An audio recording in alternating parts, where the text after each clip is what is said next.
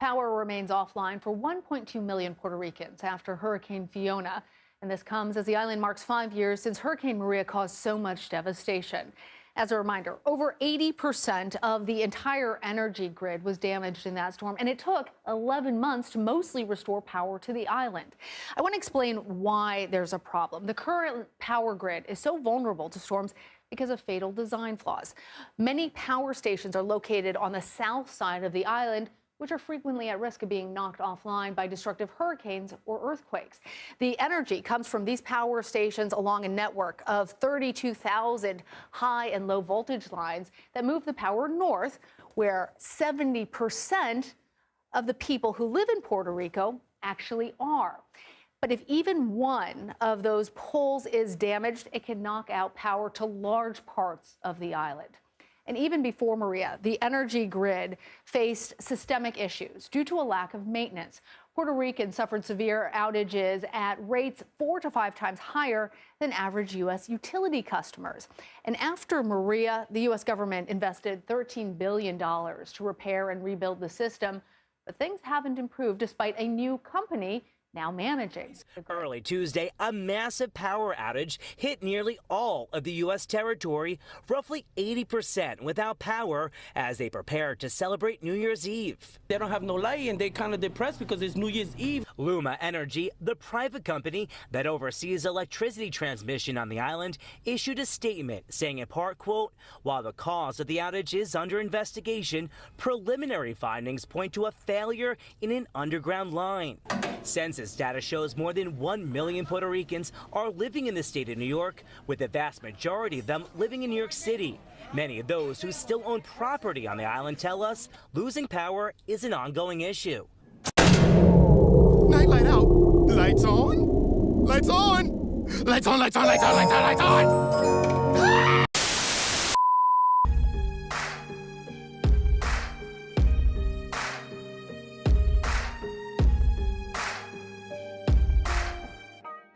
Back during the elections, when the Madison Square Garden rally for Donald Trump was going on, there was a comedian that came out, made a joke about how Puerto Rico was a island of garbage. People didn't like that. They said they insulted the island of Puerto Rico and the Puerto Ricans on there. Try to turn the Puerto Ricans against Donald Trump. Didn't work. Did anger some people, and I can understand why. I myself am Puerto Rican. My family, born and raised there. My mother, my father, most of my family. My mother came here when she was a child. My father is buried there to this day. I still have family members there. And the thing is, you have to understand what's going on. For many years now, liberal politics has pretty much devastated the great little isle of Puerto Rico. Many situations that have been going on between the crime, the illegal immigration. I mean, you have to remember, Puerto Rico is a jumping point. If you can get yourself on a plane on Puerto Rico and you're an illegal migrant, you can get into the United States. Because technically, you don't really need identification. But now it's a little different now. But before, it used to be, you didn't have to show a passport to get on a flight if you were in Puerto Rico. But now, you have the situation, and to the garbage situation, and we discussed this before on this channel, there is a garbage problem in Puerto Rico. There has been for quite some time. The reason is that their recycling efforts, the landfills, they're jammed, especially after the several hurricanes and storms that have devastated the island.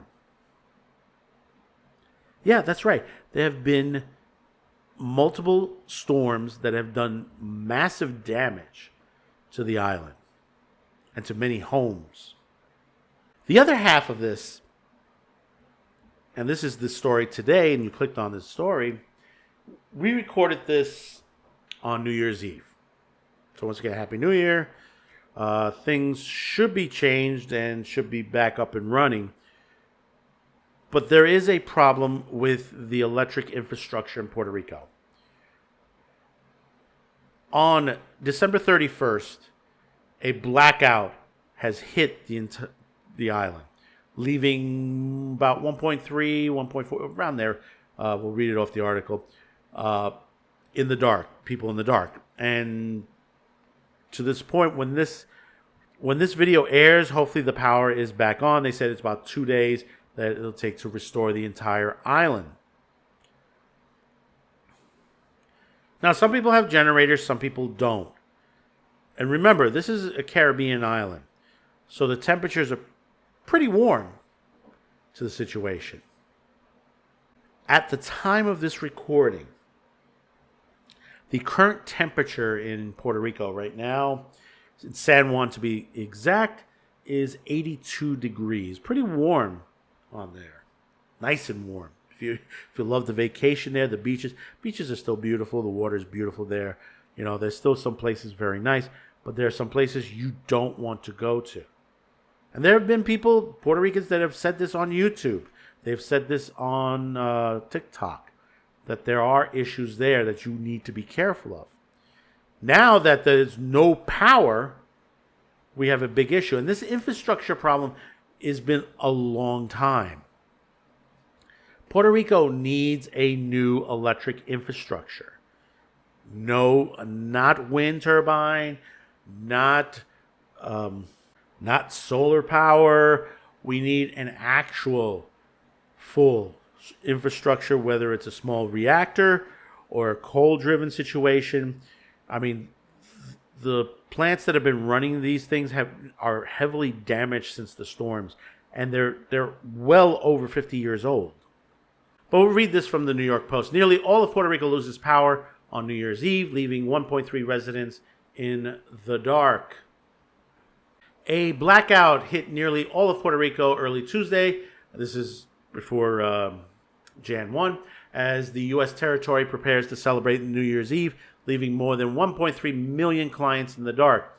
Officials said it could take up to 2 days to restore power. The outage hit at dawn, plunging the island into an eerie silence as electrical appliances and air conditioners shut down before those who could afford generators turned them on. It had to be on December 31st, exclaimed one man, who only gave his name as Manuel, as he stood outside his grocery store in the capital of San Juan, grumbling about the outage that coincided with his birthday. There is no happiness. Nearly 90% of the 1.4 million clients across Puerto Rico were left in the dark, according to Luma Energy, a private company that oversees the electric transmission and distribution. Luma said in a statement it appears that the outage was caused by a failure of an underground power line, saying it is restoring power in the quickest and safest way possible. A Luma spokesman told the Associated Press that the incident was under investigation. The blackout fans simmered anger against Luma and General PR, which oversees the generation of power in Puerto Rico, as a growing number of people call for their oust. Governor-elect Jennifer Gonzalez Colon, who is set to be sworn in on January 2nd, has called in for the creation of an energy czar to review the potential Luma contractual breaches while another operator is found. Meanwhile, Governor Pedro Pierluisi said that he was in touch with Luma and General PR, adding that on X that we are demanding answers and solutions. Puerto Ricans begin to plan ahead. I'm going to my balcony. That's where I'll sleep. Raul Pacheco said with a shrug as a 60-year-old diabetic sat on his walker nursing an injured foot. Julio Cordova, a municipal worker, said he got dressed by the light of his cell phone and planned to buy candles. This affects me because I had plans. It could have been yesterday or tomorrow, he said, shaking his head as he rakes the leaves. While blackouts are rare in Puerto Rico, the island struggles with a chronic power outage blamed on a crumbling power grid that was razed by Hurricane Maria, Category 4 storm in 2017. The system, however, has already been in decline after years of lack of maintenance and investment. Remember that, folks. Only recently did the crew start making permanent repairs to Puerto Rican power grid following Hurricane Maria. The island continues to depend on generators provided by the U.S. Federal Emergency Management Agency to help stabilize the grid. In November, Puerto Rico's government asked U.S. officials for permission to keep using more than a dozen portable generators for an additional 2 years. Some Puerto Ricans took the latest outrage in stride. They're a part of my everyday life, said Enid Nunez, 49, who said she ate breakfast before work thanks to a small gas stove she bought for such events. Meanwhile, Puerto Rico's Electric Power Authority struggles to restructure more than $9 billion in debt, the largest of the island's government agencies. See, understand this. And this is not only a Puerto Rico problem. This is a United States problem as well. We have a similar problem. We've had situations where our systems have crashed. We have our infrastructure, whether it's our roads, our electric grids, and stuff like that, that we're not properly maintaining them. We are not replacing them. I mean, we do have in Atlanta, there is a nuclear plant planning to go online. I don't know if it's gone online or planning to go online soon. It's the first of its kind in well over a decade, which is it's clean energy, and that's the way it should be. You know, instead of going into this green energy that's not going to take us anywhere, that's just going to create more pollution. Yeah, I said it. Do you think wind turbines and solar energy is going to resolve our problems? Ask the Germans that, as they've had many issues with rolling blackouts. Yeah, they've had it. They've had to buy energy from France. This has happened.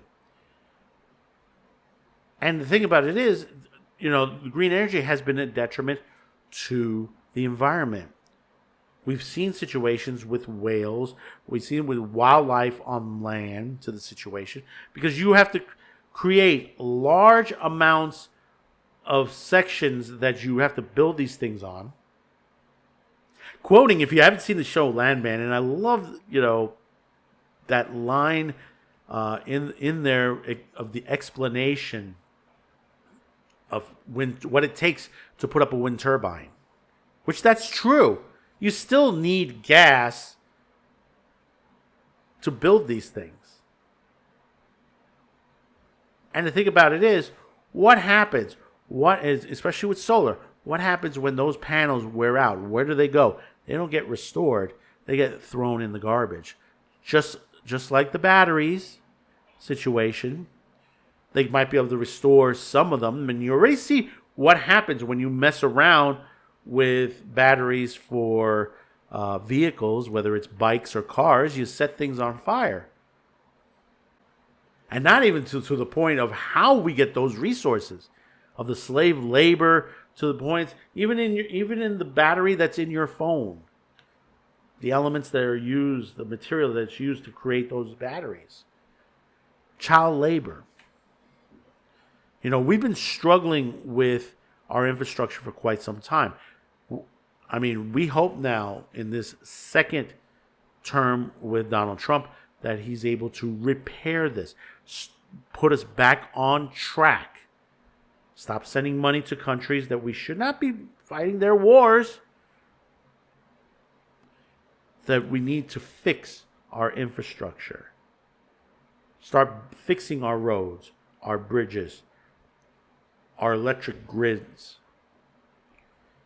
I mean, we put, what was it, $40 billion to basically build internet connections to people who don't properly have it.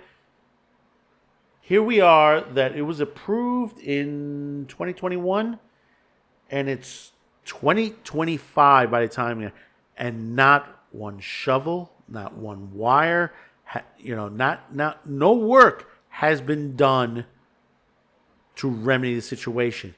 Most likely, if they get started, it'll be another 2-3 years, if any.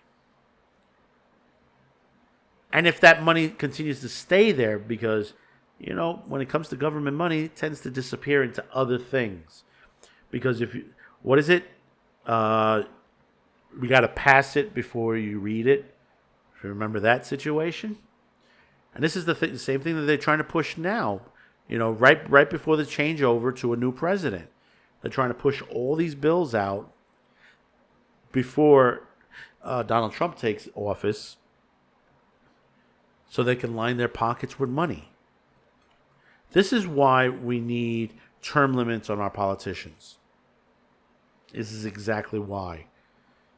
Because you got people that have been in there for, God, since when I was a kid. Some of these politicians, you know, like Biden, he's been around since I was a child. You know, we talked about the attack on entertainment, media, and all this. It's the same politicians doing it today. You know, it's hard to see the country where my family is from, to see what has been going on there. Yes, the tourist spots are kept maintained and stuff like that. But if you go deeper in, you have a drug problem. You have a crime problem. You have a garbage problem. You have a situation that the roads are not maintained properly. I remember back when I was kids, you know, we didn't have highways in Puerto Rico. And this is when I was in the kids in the 70s. We didn't have highways to get from San Juan de Ponce. We had to take a plane from San Juan de Ponce. The back roads were too dangerous. And I remember, God rest my uncle's soul, one time they were already building these. And he wanted to get to the other part of Puerto Rico. So, I mean, this was an uncompleted road. But it was still, some of it was paved. He used that road to get across Puerto Rico to get the other side. And then he took the rough roads on there to continue his journey. I mean, now we do have highways there. But now those highways have been there for quite some time and they need work as well. They've been damaged during the hurricanes as well. There are people whose homes haven't been fully rebuilt back when Maria happened. And who knows how many more hurricanes it is going to take before we get a island that is back to the way it used to be. And we need a proper electric infrastructure. Yeah, that's right. So comment. Let me know your thoughts about this. I mean, this is kind of very important too, because it's not only a Puerto Rico problem, it's a United States problem. We have corruption in our upper echelons, especially on the liberal end. And then there are some on the Republican end too as well. Things need to change throughout the country and in all of our other commonwealths as well. So comment, like, share this video, and hopefully today's the day I earn your subscription. So until next time, thank you for tuning in. Thank you for clicking on this video, and we'll see you on the next one. Happy New Year. Bye-bye now.